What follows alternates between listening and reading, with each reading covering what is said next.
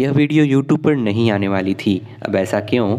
अब हुआ क्या था कि पिछले साल ब्रिजेश जी ने मुझे कुछ अडेनियम्स के सीड भेजे थे। मैंने सीड्स को ग्रो किया, उनके ऊपर इंट्रोडक्टरी वीडियो बनाया, सीड्स कैसे ख़रीदने हैं, ब्रिजेश जी के बारे में या फिर सीड्स के बारे में मैंने थोड़ी बहुत इन्फॉर्मेशन एक वीडियो बनाकर दे दी। काफ़ी लोगों ने वीडियो देखा, सीड्स मंगाए और सीड्स को ग्रो भी किए। अब बात आती है कि सीड्स का जर्मिनेशन कैसा रहा, इसका रिज़ल्ट कैसा रहा। उस वीडियो के बाद से पिछले साल से अभी तक मैंने कोई भी अपडेट वीडियो उसके बारे में नहीं दिया था। मैं अपने सभी पौधों को गमलों में या फिर पॉली बैग में लगाकर अपने टेरेस पर, अपने छत पर रखता हूँ। पिछले साल मेरे छत के ऊपर एक और फ्लोर ऐड हो रहा था, जिसके कारण मेरे पौधे काफ़ी डिस्टर्ब थे।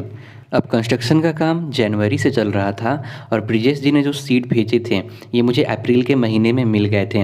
अब आपको पता होगा कि एडेनियम्स के जो सीड होते हैं ये जितने फ्रेश हो उतने ही काफ़ी जल्दी ग्रो होते हैं और काफ़ी अच्छा रिज़ल्ट मिलता है। तो अप्रैल में मुझे सीड्स मिले तो मैं कोशिश कर रहा था कि जितने जल्दी मैं इनके सीड्स ग्रो कर लूँ, इनके ऊपर वीडियो कवर कर लूँ, उतना ही अच्छा होगा। लेकिन कंस्ट्रक्शन के कारण जो भी सीड्स आए थे मैं इन्हें ग्रो नहीं कर पा रहा था और काफ़ी डिले हो रहा था। अभी तक 2.5 से 3 महीने का डिले हो चुका था। जो सीड्स मुझे अप्रैल में मिले थे, जून अब आ चुका था और सीड्स वैसे के वैसे पैक में अच्छे से पैक होकर रखे हुए थे। कंस्ट्रक्शन का काम काफ़ी लंबा चलने वाला था, पूरी सर्दियाँ इसमें लगने वाली थी, तो ऐसे में वेट करने का कोई फ़ायदा नहीं था।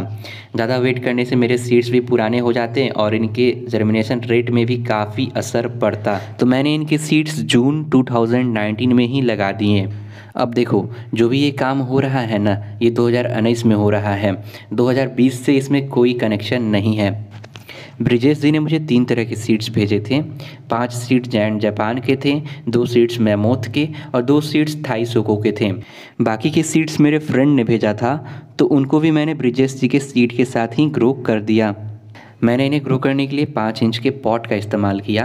गमले में काफ़ी अच्छे से ड्रेनेज होल बने हुए थे और यहाँ पे जो गमला था इसकी भी गहराई काफ़ी अच्छी थी। मैंने हर एक गमले में सीड्स का नाम, उनकी क्वांटिटी और जिस दिन मैं इन्हें ग्रो करने वाला था उनका मैंने पूरा टैग लगा के अच्छे से उसे सेलो टेप से साट दिया। आप भी जब एक साथ ढेर सारे सीड्स लगाएं अडेनियम के, कैक्टस के या फिर कोई भी सीजनल पौधों की, तो आप भी उनके ऊपर टैग ज़रूर लगाएं। आपको पता रहेगा कि कौन सी वैरायटी आपने किस गमले में लगाई थी और साथ ही आपको एक आइडिया हो जाएगा कि आपके सीड कितने दिन में जर्मिनेट हो जाते हैं। तो गमले मेरे पूरे रेडी थे। अब बारी आती है इसकी पॉटिंग मिक्स की। पॉटिंग मिक्स में मैंने यहाँ पर कोकोपीट, कंपोस्ट और कंस्ट्रक्शन में यूज होने वाली लाल रेत का इस्तेमाल किया था। जितना मैंने रेत लिया था उसी के बराबर कोकोपीट और उसकी 1/4 मैंने यहाँ पर कंपोस्ट का इस्तेमाल किया। यहाँ पर कंपोस्ट जर्मिनेशन के लिए ऑप्शनल है, लेकिन सीड जर्मिनेट होने के बाद जब सीडलिंग बड़े होने लगती है तो इन्हें न्यूट्रिएंट्स की ज़रूरत पड़ती है, तो इस कंपोस्ट से उसे न्यूट्रिएंट्स मिलता रहेगा। इस पॉटिंग मिक्स की जगह पर आप कैक्टस या फिर सैकुलेंट पॉटिंग मिक्स का भी इस्तेमाल कर सकते हैं। ध्यान रखें कि जो भी पॉटिंग मिक्स आप इस्तेमाल करें ये पूरी तरह से स्टेरिलाइट हो, मतलब किसी भी तरह के फंगस, किसी भी तरह के हार्मफुल बैक्टीरिया इसके अंदर मौजूद ना हो। और जो भी आप रेत इसमें इस्तेमाल करें, कोशिश करें कि आप इसे अच्छे से पहले छान लें, जो बड़े बड़े इसके पीसेस होते हैं आप उसे अलग कर लें। तो बस आपका पॉटिंग मिक्स रेडी है। अब आपको गमलों में से फिल करके अपने सीड्स लगा लेने हैं। सीड लगाने से पहले आप अपने पॉटिंग मिक्स को धूप में अच्छे से सुखा सकते हैं, ताकि जो भी हार्मफुल बैक्टीरिया है, फंगस है, ये मर जाएं। इसके बाद आप आसानी से इसके अंदर सीड लगा सकते हैं। जो मैंने यहाँ पर लाल रेत का इस्तेमाल किया था, आप इसकी जगह पर सफ़ेद रेत का भी इस्तेमाल कर सकते हैं।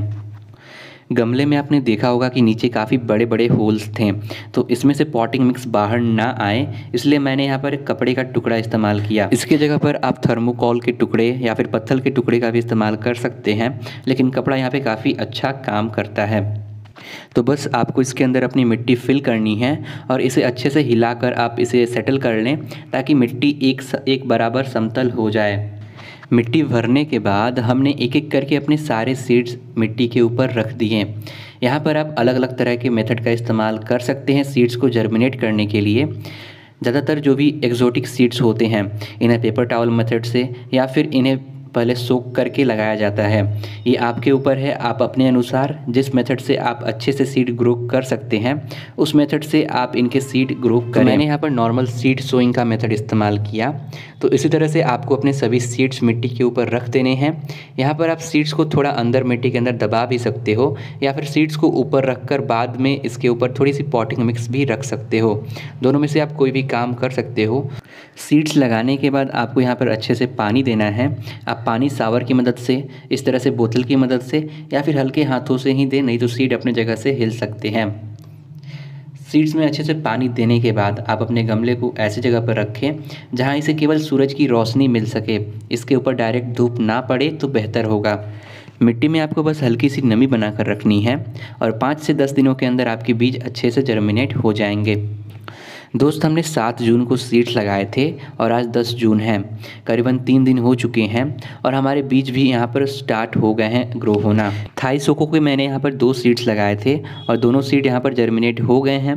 कुछ ही दिनों में ये पूरी तरह से मिट्टी से बाहर आ जाएंगे। 3 सीड्स मेरे फ्रेंड ने भेजे थे और वो भी तीनों सीड्स यहाँ पर अच्छे से जर्मिनेट हो गए हैं। मैमोथ के हमने 2 सीड्स लगाए थे जिसमें से एक सीड अभी यहाँ पर बाहर आ रहा है। फ़िलहाल जो हमारे पास जायंट जापान के सीड्स थे, हमने 5 सीड्स लगाए थे। इसमें से मेरे पास अभी 1 सीड्स बाहर आ चुका है। होपफुली बाकी सीड्स भी जल्दी बाहर आ जाएंगे। तो दोस्त, आज 11 जून हो चुका है। आज करीबन 4 दिन हो गए हैं। तो जो सीड्स कल अच्छे से बाहर नहीं आए थे, आज पूरी तरह से बाहर आ चुके हैं। और यहाँ पर मैमोथ के हमारे कल एक ही सीड्स बाहर आया था, तो आज आप देखो तो दूसरा सीड्स भी बाहर आ रहा है। उसके अलावा यहाँ पर हमारे बाकी के जो थाई सोको के सीड्स थे और मेरे फ्रेंड के जो सीड्स थे, ये भी पूरी तरह से बाहर आ गए हैं। बाकी रहा जायंट जापान का सीड, तो इसमें हमने 5 सीड्स लगाए थे जिसमें से एक सीड पूरी तरह से बाहर आ गया है, दूसरा अभी आ रहा है और होपफुली बाकी के सीड्स भी अच्छे से बाहर आ जाएंगे। अब देखो, जितने भी सीड्स हमने लगाए थे ये 8वें दिन तक सभी सीड्स लगभग बाहर आ गए थे और मेरे सभी सीड्स लगभग 100% जर्मिनेट हो गए थे। अब क्या हुआ कि जब भी मैं अपने सीड लगाता हूँ और उनकी रिकॉर्डिंग करनी होती है तो पहले सप्ताह की मैं अच्छे से रिकॉर्डिंग करता हूँ। 1 या 2 दिन गैप लेकर मैं पहले वीक का अपडेट तैयार कर लेता हूँ। उसके बाद 10 या 15 दिन बाद ही मैं अगला अपडेट शूट करता हूँ।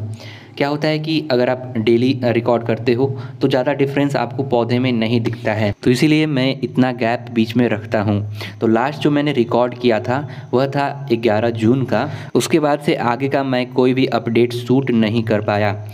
शुरू में मैंने आपको बताया था कि पिछले साल मेरे यहाँ कंस्ट्रक्शन चल रहा था और उसी बीच मुझे ये सीड लगाने पड़े। कंस्ट्रक्शन के काम के बीच कई सारे पौधों के ऊपर सीमेंट गिर जाता था, मसाले गिराते थे, जिसके कारण मेरे कई सारे पौधे ख़राब हो जाते थे। मेरे पौधे काफ़ी डिस्टर्ब थे उस टाइम पे और कई पौधे मेरे मर भी गए। तो जो भी मैंने सीडलिंग की थी इंपोर्टेड एडेनियम्स के, जर्मिनेट तो ये पूरे हो गए थे और मैंने प्लान भी कर लिया था कि आगे तक का मैं अपडेट रिकॉर्ड करूँगा और कम से कम ट्रांसप्लांटिंग तक का मैं आपको वीडियो एक साथ शो करूँगा। लेकिन अनफॉर्चुनेटली कंस्ट्रक्शन के बीच जो पौधे मेरे ख़राब हुए उनमें ये भी शामिल थे, इसलिए यह वीडियो मेरा हमेशा से इनकम्प्लीट रहा और इसे यूट्यूब में अपलोड करने का मेरा कोई प्लान नहीं था। लेकिन अब क्या हुआ कि जो मैंने पहली वीडियो डाली थी 2019 में सीड्स को लेकर इंट्रोडक्टरी टाइप की, उसमें काफ़ी कमेंट आ रहे थे कि सीड्स का रिज़ल्ट कैसा रहा, हमें भी सीड्स लेने हैं, आप पहले बताएं तभी हम सीड्स लेंगे। या फिर कुछ लोगों ने सीड्स लिए भी थे, कुछ लोगों ने काफ़ी अच्छा फीडबैक शेयर किया, उनके सीड काफ़ी अच्छे से जर्मिनेट हो गए। लेकिन कुछ लोग थे जिन्होंने कहा कि सीड ख़राब है या फिर जो सेलर है ये फेक सीड सेल करते हैं। तो ऐसा बिल्कुल नहीं है, मैं इसके अगेंस्ट नहीं जाऊंगा। मैंने जो एक्सपीरियंस किया, मैंने अपना एक्सपीरियंस आप लोगों के साथ शेयर किया और जितने दिनों तक मैंने ब्रिजेश जी के सीड जर्मिनेट कर कर इनके पौधे रखे, उतने दिनों का मेरा एक्सपीरियंस काफ़ी अच्छा है और मैं इनके सीड से काफ़ी खुश हूँ।